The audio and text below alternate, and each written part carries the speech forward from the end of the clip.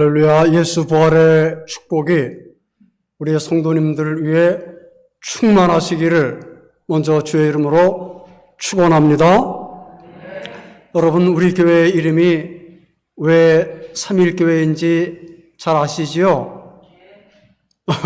제가 장로님께 들은 바로는 우리 교회 그 3일이 한자로 석삼자의 하나일자가 아니라 석삼자의 날일자입니다. 영어로 말하면 third day. 예수께서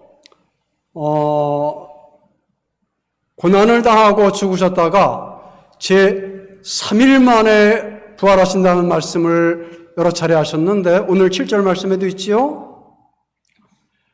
그 말씀에서 영감을 얻으시고 우리 양 목사님께서 우리 교회 명을 지으셨다는 겁니다.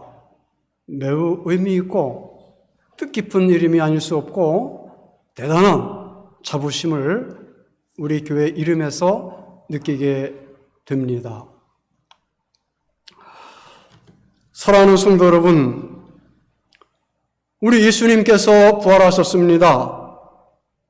다시 살아나셨습니다.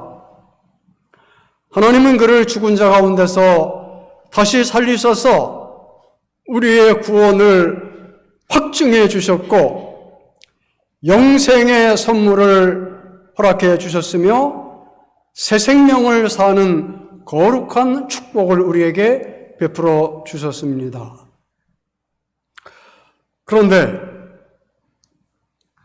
우리가 이 부활 사건을 말할 때에 아주 특이한 사실 한 가지를 발견할 수가 있습니다. 그것은 뭐냐면은 이 부활의 소식은 예수님의 제자들을 한 자리에 다시 모이게 했다는 사실입니다. 보세요. 뿔뿔이 흩어졌던 제자들이 십자가를 보면서 다 흩어지지 않았습니까?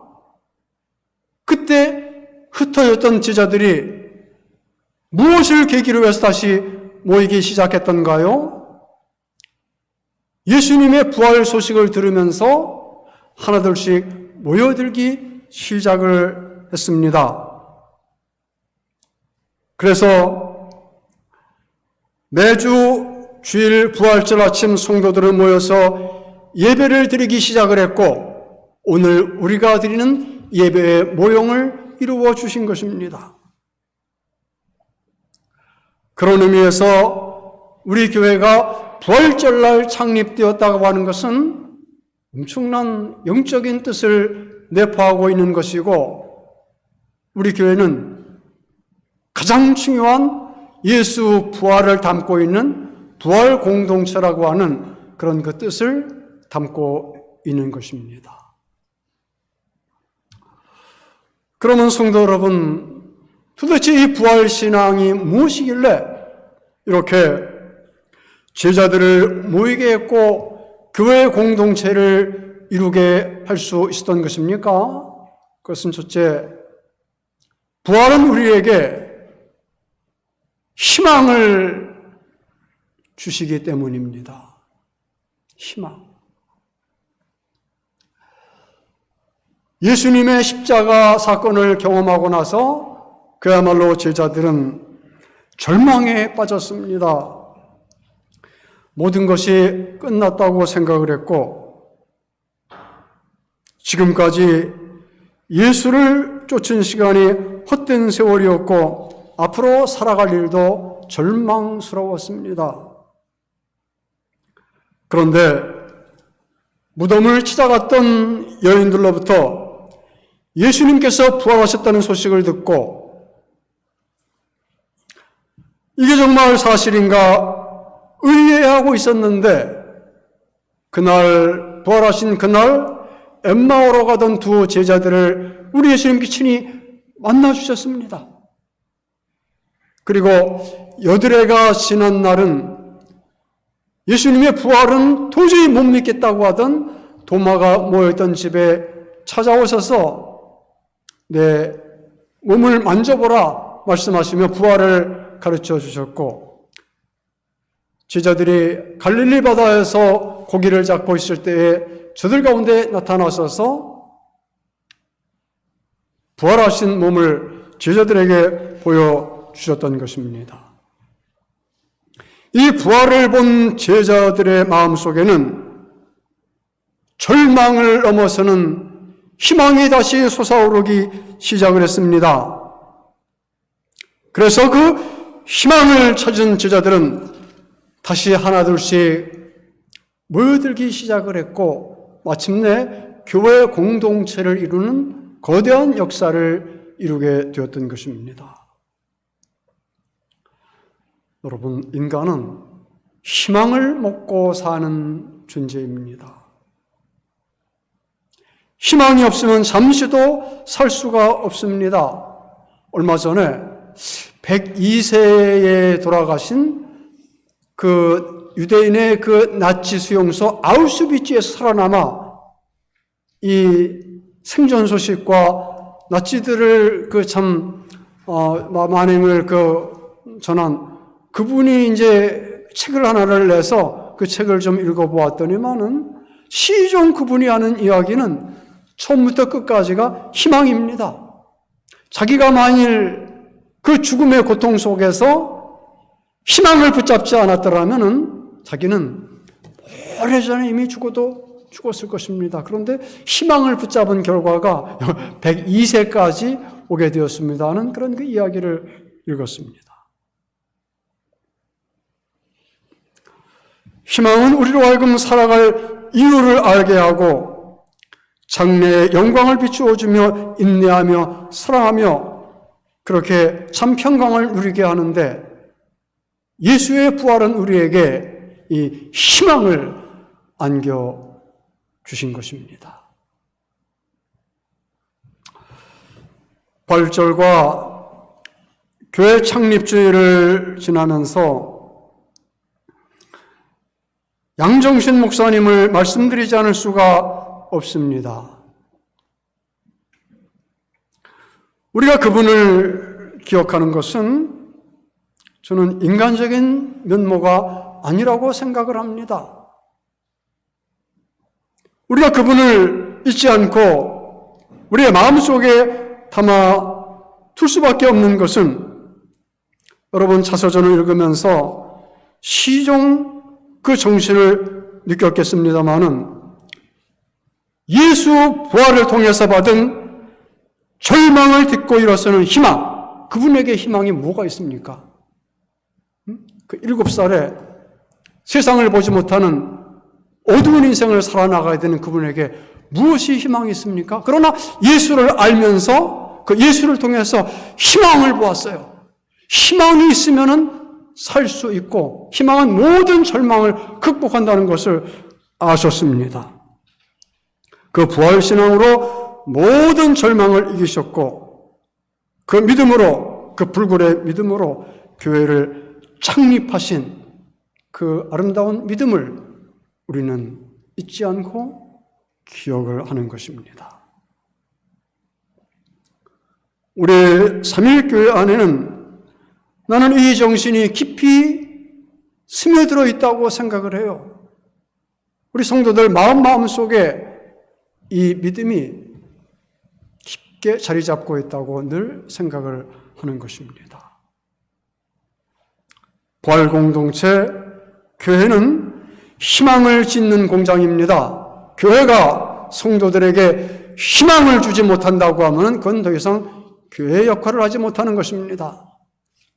이 절망적인 세상을 살아나가는 성도들이 주일날 교회에 올 때마다 희망을 주고 꿈을 주는 희망 공동체가 교회이니, 우리 교회가 그런 역할과 사명을 잘 감당하고 여러분 안에 이 부활 소망과 희망이 넘쳐나시기를 축원합니다. 또 그렇게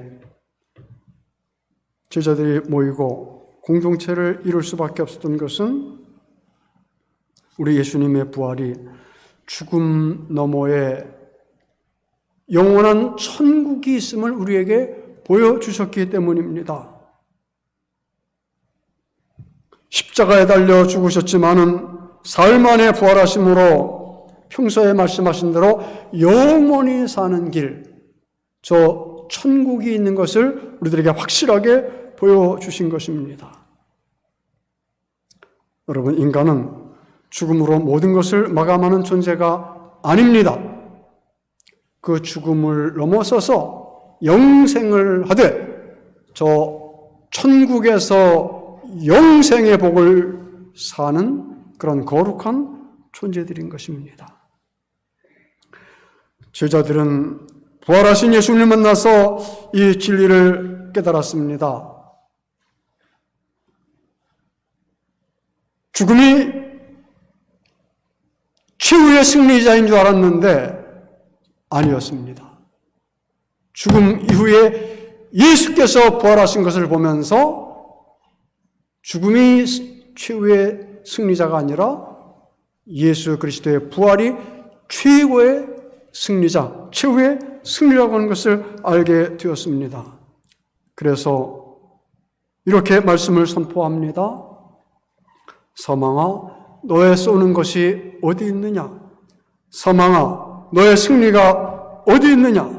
사망에 쏘는 것은 죄요 죄의 권능은 율법이라. 우리 주 예수 그리스도로 말미암아 우리에게 이김을 주신 하나님께 감사하노니, 그렇게 하나님 앞에 영광을 돌렸던 것입니다. 에크하르트는 말합니다. 잘 들어보십시오. 마지막 순간에 죽음을 두려워하고 삶을 놓지 못한다면 악마가 당신을 찾아올 것이지만은 죽음을 평화롭게 받아들인다면은 천사가 찾아와서 당신을 자유롭게 놓아줄 것입니다. 여러분, 어떻게 죽음을 평화롭게 맞아들일 수가 있습니까? 부활의 신앙이 아니고는 불가능한 이야기예요. 이 신앙을 가진 사람만이 평화롭게 그렇게 죽음을 맞을 수가 있는 것입니다. 이 세상을 사는 것도 우리가 바로 살아야 되지만은 세상을 떠나는 일도 복되어야 합니다. 부활신앙은 우리로 하여금 이러한 축복을 안겨주는 것입니다. 세 번째, 부활신앙은 하나님이 살아계신 하나님을 우리에게 보여줍니다. 제자들은 처음에 예수께서 십자가에 달려 죽었을 때에 하나님이 없는 줄로 알았습니다. 어떻게 하나님이 계시다면은 이런 일이 있을 수가 있느냐는 거지요. 그런데 예수께서 부활하신 것을 그 눈으로 보고 손으로 만져 확증을 하면서 하나님이 살아계신 것을 확실하게 보게 되었습니다. 죽은 하나님이 아니구나. 하나님은 살아계시구나. 핸델은 메시아 오라토리오에서 그렇게 노래하지 않았습니까? 내 주는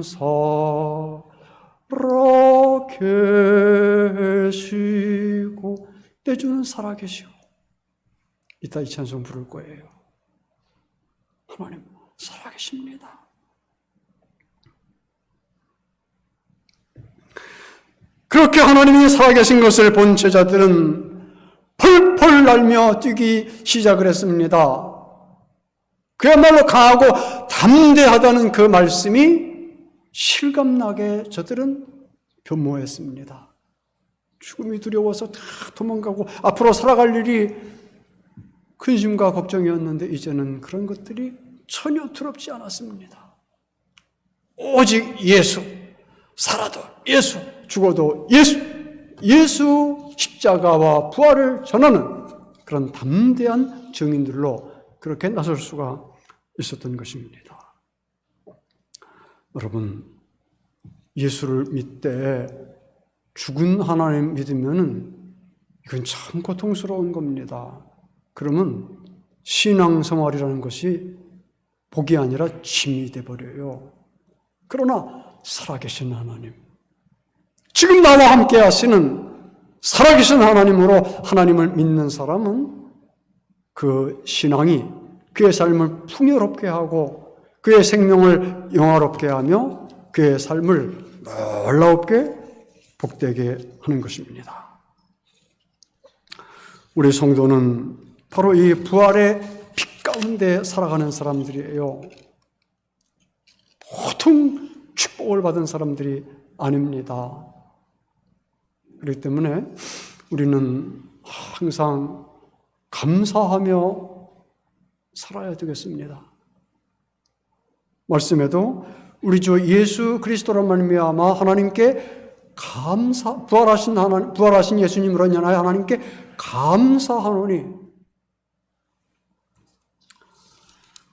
부활로 말미암아 희망을, 부활로 말미암아 영생을, 부활로 말미암아 살아계신 하나님을 모시고 살게 되었으니, 이것은 우리가 이 험난한 세상을 살아가지만은 승리가 보장된, 은혜와 축복이 보장된 그런 삶을 살아가게 되었다는 것을 말하는 것입니다. 희망을 감사하고 생명을 감사하고 사신 하나님의 도우심을 감사하며 살아가십시다. 그리고 흔들리지 마십시오. 세상에 악이 넘치고 사는 게 고단하고 힘들기 때문에 늘 우리는 흔들리고 약해지지만은 그러지 마십시오. 견고하여 흔들리지 말라.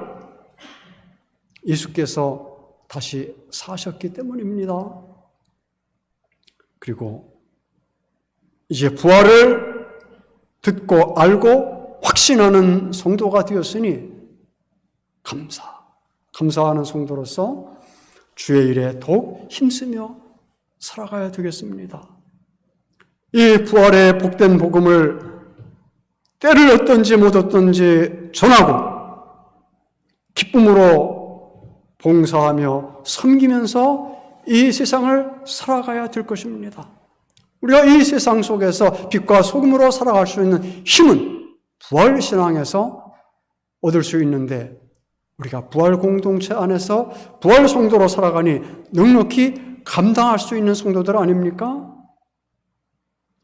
지금 나무마다 그 연두색 새잎을 내며 아름다운 꽃들을 피워 올리고 있습니다.